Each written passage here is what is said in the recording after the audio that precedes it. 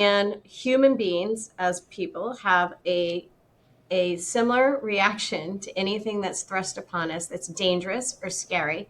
And that is, it puts us into a very primal emotional state, and our executive functions diminish. And even if you're a neurosurgeon, but you find out you have cancer, your experience is the same because you're a brilliant person, but all of a sudden it's you or it's your wife, and Yeah. your emotions take over.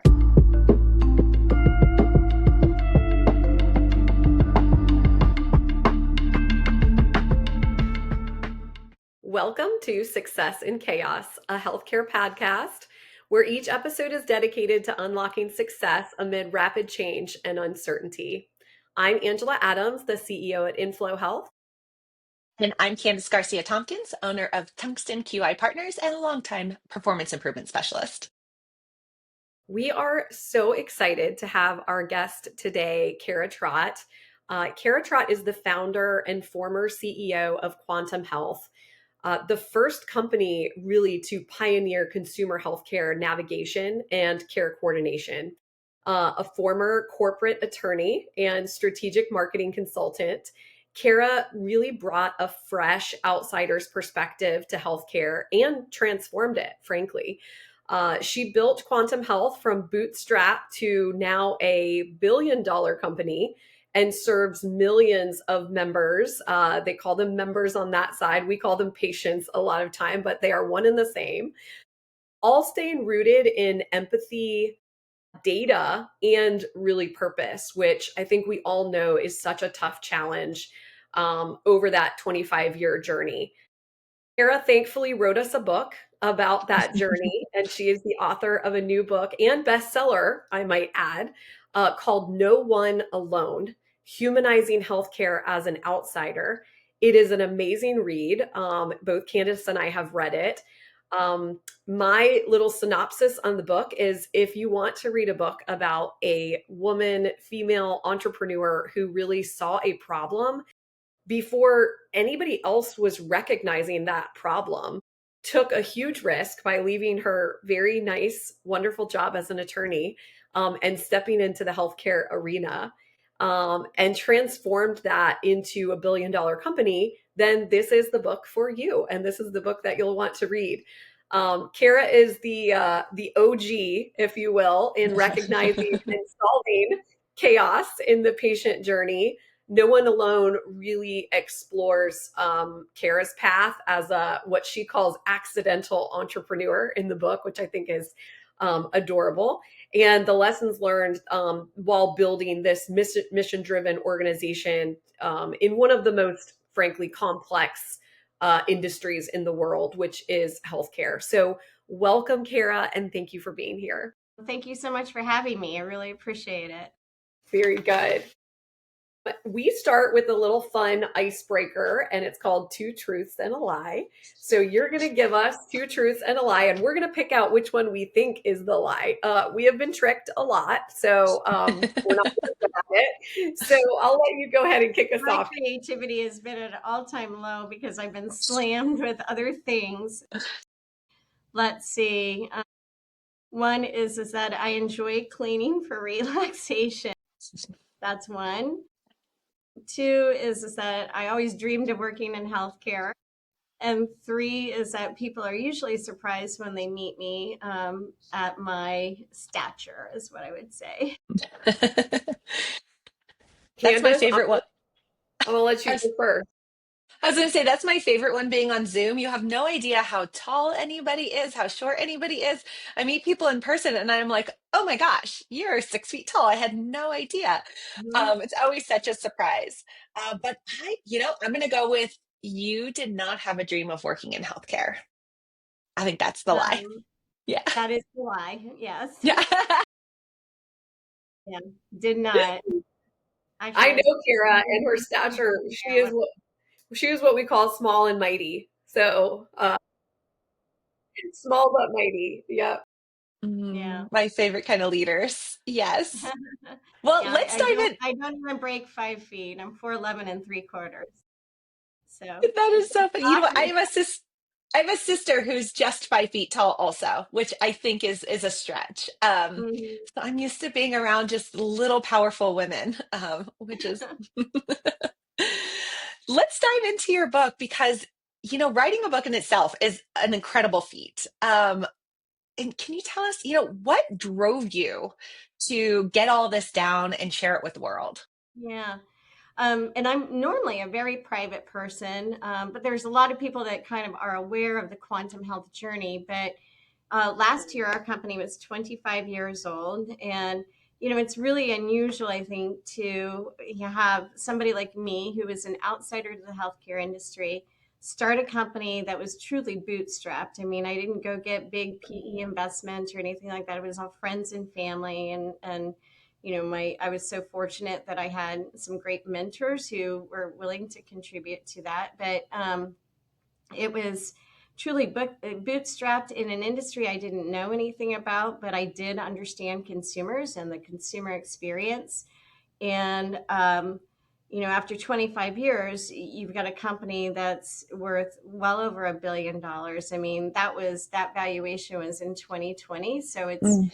it's almost three times, the business itself is almost three times that size now. So, the company Wow. has continued to grow. And I started to realize at about the 25-year point, and I already knew from my private equity firm partners that, it's hard for anyone to get a business there. Two, the number of women who have done this is a very small number. And women who've done it in an industry that's unfriendly and that's not their expertise and created a business that disrupted an industry, well, there you're down in single digits. And I guess I felt like, not so much as a woman, but as a person who's done this and, really went through a lot of challenges along the way, just breaking into an industry that you don't have any experience with. But I also think that that was the asset that I brought to the industry. Said to me that it's probably a good story to be told. I hope that it's inspiring to people. And I hope for my company that, it secures the legacy. We've grown a lot. There's a lot of people who've worked here, who are new here. And, we're adding ever more clients and people that we serve and Mm. things like that. So it's just a good way to kind of secure the foundation, because the foundations that started the company are still the architecture of the company. I mean, healthcare has changed, humans haven't changed, but the ways that we work with them and where we intercept them, those things haven't changed. The tools that we use and the conversations that you have and things like that, and the way you interact with people has changed dramatically over the years. But I felt like it was probably important at a 25-year point to sort of secure that story, because if Yeah. I didn't tell the story, it would be told, and I don't know if it would have been accurate. And to me, it's a good story to tell. It's an incredible story and a great legacy, and I'm so glad that you wrote the book. I got a ton out of it as a newer CEO and Right. entrepreneur. Mm. It's kind of like both a story and a guidebook, if you will. And in fact, it changed several of my kind of core fundamental foundations, which goes to your point of, I hope it's inspiring. It is absolutely inspiring. So I encourage the audience to go out there and read this book, especially if you are working in the healthcare field and you want to understand like how to disrupt and how to transform. Mm. Um, I think it's funny because so many people are like into creating these fast companies. And that is a really tough thing to do in healthcare where there's so much complexity. There's so much, what did Dr. Larson call it? Complex adaptive systems. Yeah. Um, to your point, these foundations that you laid early in the company have stood the test of time. So, talk to us a little bit about those foundations. I was really intrigued and impressed with you guys started hard into the data and making sure that you understood that patient journey, understood the complexities, understood the behavioral change. Like, talk to us about that and how you realized that that was really the crux of everything. Hmm. Mm. So, the idea for the company came, I had started my career in consumer behavior. So I worked with a large international consulting firm kind of understanding how do consumers experience a journey, whether it's buying a car or shopping a store. And then I led research. I moved up through the organization over a series of steps, but my original job was figuring out how do people actually do things, because it's very hard to change human behavior unless you're intercepting them. So how do they do things, and how does it work for them, and where do things disconnect for them, and how do you make that a better experience and in a way that advantages your business? And every time we deployed the knowledge from the learnings that we did from research into store design or distribution strategies or things like that, it had a tremendous impact, positive impact on consumer retention, consumer market share, same store sales, all those kinds of things, because you made it work for the consumer that you're relying on to make your business successful.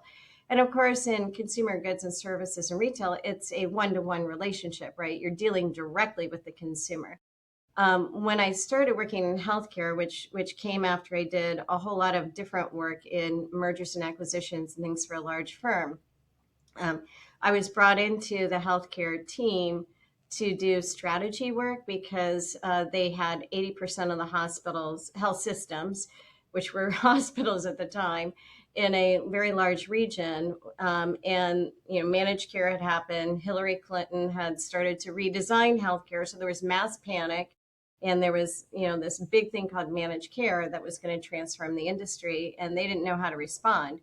And the firm thought that it would be a good idea to have a consulting entity that would kind of be the front runner to transactional work. And they looked around the firm and said, "Who has any experience with this?" And yeah, me. And so I didn't actually have healthcare knowledge, but when I was tasked, my first task was to come up with a reason, kind of a purpose for this entity. Obviously the purpose was to feed the firm's billable hours and things, but it was like, what's going to be the content of it? And I was spending a lot of time in collaborative meetings with hospital administrators and physicians, and I was hearing all the what I call the bad patient stories about how people show up in the wrong place, they don't follow through, this, that, and the other. And I kept asking the question, like, who's looking out for these people? I mean, who knows? Aren't the insurance companies had functions like case management, utilization management, those kinds of things. I was like, who's helping them? I mean, and the answer was very clear: nobody had visibility on the journey, nobody had any continuous contact, and no one was responsible for this guidance. And it just sounded to me like, I always describe it as being like a ball dropped into a pinball machine and the levers pulled, and you're hitting all these bumpers and dollar signs are going up, but you have no idea where your next move is, right? It's luck, or none of us are the pinball wizards. And I thought, as I looked at it, I was like, this is a very classic consumer pathway challenge that has been solved in other industries. Healthcare never looks outside itself for solutions.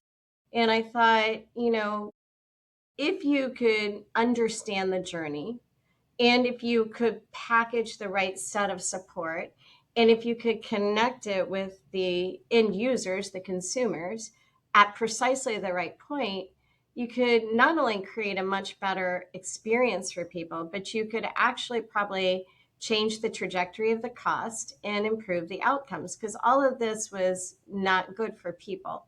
And but not being a healthcare person, I didn't really understand it. And my way of understanding historically had been to do deep research on from the consumer. Just step into the consumer's shoes and walk with them and see where things go wrong, where the disconnects happen, and how do they evolve their decision making or their understanding of what they're doing. And so before, I really wasn't sure where it was going to go. The firm had no interest in it, and I was very close to partnership, but I thought it was a really interesting problem, and that I had a lens on it and a way to understand it. And the understanding of it would then tell you what to do about it. I didn't know Yeah. what the outcome would be. And so I had to leave the firm because they wanted it to lead to transactions, or they wanted me to use lawyers to do things. I felt like I was never going to be less valuable as a lawyer if this didn't go anywhere. But I thought it was a curious question. It was very interesting. And I'm a very curious person. And so I formulated a research study that tracked 3,200 people over a 2-year period. That's a Mm. really big study. Like a national study is usually Hmm. valid at 750 people. But because I didn't know healthcare, I assumed that there could be a variety of reasons and a variety of behaviors that would manifest, and that you needed to kind of break it into, basically 5 different reasons that people might be on a journey. And I wanted to have data credibility at like the fourth branching level of a question, to be able to have credibility to the research, because to me this was a really really big important study. And it basically revealed how people, how they experience it, where they get stuck. It helped me understand, like, what's the authority that you have to have, what's the package of support that they need, when do you Hmm. have to activate that. I originally thought it would, and where's the place that you have the maximum visibility on what's happening. And I thought originally, because of my only lens in healthcare had been through provider side, as a lawyer, and you always hear that doctors are the most trusted in the healthcare journey. And the truth is they are trusted for their competency, their ability to diagnose and treat. But the challenges that people have on the journeys are very broad, and that's just one Yeah. piece. It can define their health outcomes if you're at the wrong kind of doctor or whatever. But still, even if you're at the right doctor, your health outcomes can be bad because of a whole lot of intervening things that don't work for you. And it gave me the map that it had to be at the plan level, because all the data, all the claim data, and by the way, the most repeatable thing that happens on a regular basis, that tells you someone's on a journey, because I was looking for where's the kind of entry point, how do you know someone's on a journey. And that answer is, in every kind of industry, there's repeatable behavior patterns that happen without fail, that you can rely on.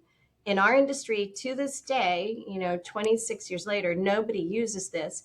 But every time a provider sees a patient, they do a benefits and eligibility check. If they're going to do a procedure or something, they submit a pre-authorization.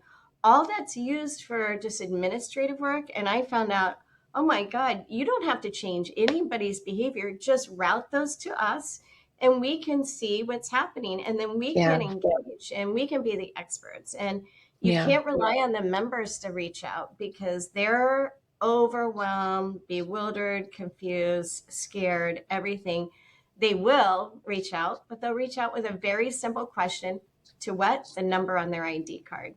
And they'll call and they'll say, I need an ID card. Or, is this doctor in my network? It always Yeah. starts with a very simple transactional question that, if answered and off the phone, you miss that opportunity. So it created a map for us, and it was very clear that there were functions that were being done in insurance companies in particular, that were being used for administrative services, but weren't really adding value, so to speak. They were being used to say, do I pay or don't I pay for this?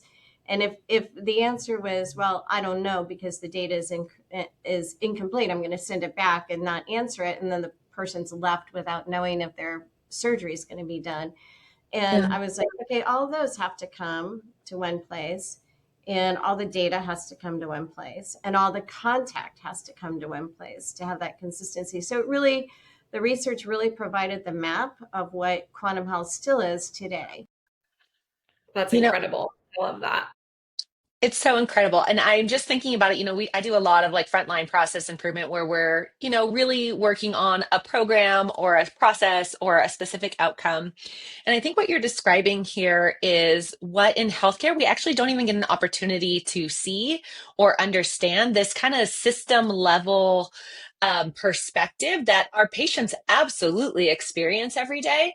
And who's responsible for system level problem solving? Like you said, like if you don't have an ID card, is it me, the nurse that answered the phone for your pre-op, prep call? Like I don't even know what that is. Like, what would I do? How would I do it? There isn't really this kind of organizational resource at a lot of institutions to say, this is how you navigate. This is who you would talk to with that kind of question.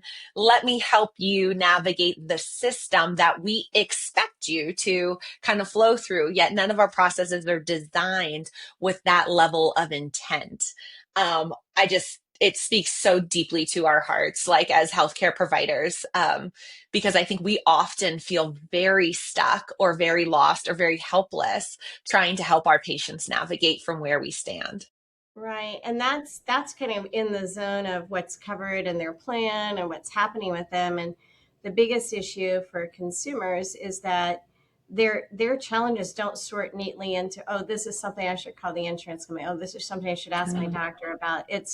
It's this intermingled mess of literally all these issues come together at one time at one point. And Yeah. repeatedly, and by the way, nobody gets good even if you have diabetes. Each time you present, it's a whole different set of things. So it's, no one gets good at it. And the one thing I learned in our research is the state of mind of the consumer is very different. There's a defining characteristic to a healthcare journey that does not exist with other journeys, and that is the fact that it's unchosen. A Hmm. chosen journey, if you're going to go shoe shopping, buy electronics, whatever it is, Yeah. it's chosen. There's a degree of pleasure in it. You express your preferences, very, and you can segment consumers and deal with them that way. And healthcare, because the equalizing factor of healthcare is that it's 100% unchosen. And human beings, as people, have a similar reaction to anything that's thrust upon us that's dangerous or scary. And that is, it puts us into a very primal emotional state, and our executive functions diminish. And even if you're a neurosurgeon, but you find out you have cancer, your experience is the same because you're a brilliant person, but all of a sudden it's you or it's your wife, and Yeah. your emotions take over. And your ability to be able to deal with the complexity of what's coming at you is so limited. And you may even understand like which doctors to go to, but you don't have any clue about how to get this claim paid, or how to arrange for all Yeah. these services, or the disconnects among the services. Somebody didn't show up and they were supposed to do this service or whatever. All of that is foreign to you. So you really need somebody that has total responsibility for curating that entire Mm. journey. Yeah, Mm. absolutely. So, this podcast is about success in chaos, which I think you have well proven that you can be successful in the midst of an extremely chaotic environment in healthcare. I would love to hear kind of your key things that you feel like led to success. There's so many that feel like they use it as an excuse, like, well, healthcare is so chaotic that I can't have success, or I can't do this, or I can't Yeah. have quality success or this success. You, coming from an outside perspective, not knowing healthcare, starting a company that sits outside of the health system, have found a way to have success within the chaos. Tell us what you think. There's a lot of leaders as listeners, there's a lot of executives that work for health systems. There's a lot of people that are vendors listening to this. Like, give them your couple bullet points. I know we don't have a ton of time, but give us a couple bullet points for them to think through as far as what led to your success in this very chaotic environment. I think it's very simple. It's manic adherence to understanding the consumer. And if you truly love and you embrace the reality, and that's what one of the things I've had to say all along is embrace the inconvenient truth of the consumer experience. People are not going to get good at healthcare. They are not going to go to an app and figure it all out from an app, because they have second, third, fourth layer questions that are very complex. Yeah. They are understand their emotional state, and anytime we get confronted with something and we're thinking about it, it's like, how does this work for the consumer? What is the best way to accomplish this? There's so many great things out there, but if they don't connect to the consumer, they don't. And in our world, there's a lot of what we call point solutions. So they're, highly structured, usually digital solutions, digital health solutions that are very beneficial to members at a specific point in time. But that person is not thinking about that. They've just gotten diagnosed with, serious back issues, and they aren't thinking about, oh, my employer has this app that I could use to figure out. They're like, I can't take my kids to school. I can't do XYZ. I'm in pain. What meds am I taking? I mean, it's if you embrace the consumer reality, the answer is always there. And I think that's true even if you're selling, like we are B2B to C. So we have to also embrace the, CHRO's reality. We're selling to CHROs and CFOs in large companies. And, we have to understand, what are they trying to accomplish for their employees? These are their biggest assets, right? Yeah. This is their biggest line item behind, equipment. It's huge. Health Yeah. insurance is huge. And, how do we help them do this in a way that supports their culture, that supports people feeling loved and cared for, and like this really is a benefit as opposed to something that's getting denied? And how do we also help our clients understand, what levers can you move that will help create a better experience or better outcomes or lower costs for your employees that won't also inflict a tremendous amount of pain on them? And Mm. I just think if you're a B2B, if you're selling something that you're selling to hospitals, one, your end consumer, if you're in healthcare, is always going to be the patient, right? So you always Yeah. have to kind of think through, how does this piece of equipment work for the patient? What's going to happen to them when they use it? And then the user experience of the nurses or the doctors that are using it. So you never lose by focusing on the end, kind of the end user. And for us, we also think about, it's consumer first, client second, and providers. And we have to Mm. think about, how does this all work for everybody? Because at some point in healthcare, the provider is also a consumer, because they're giving the direction. They don't know what the plan covers. They don't know what providers are in the network. They don't know, that the patient has access to a center of excellence program. They don't know any of those kinds of things. Great Mm. advice. Thank you. I know that we haven't had a ton of time with you, which I always want more time with you, Kara. So but hopefully this was for the audience a teaser in what's in the book, and you guys can get kind of more in depth with Kara's knowledge and how she was able to achieve success in chaos within that book. So Candice, I'll turn it over to you to wrap us up. All right. And thank you so much for joining us, Kara. And thank you, audience, for joining us on Success in Chaos. Please be sure to like, follow, and share today's episode on Spotify, Apple Podcast, YouTube, or wherever you get your podcast. And a special thanks to Inflow Health Team for their production support.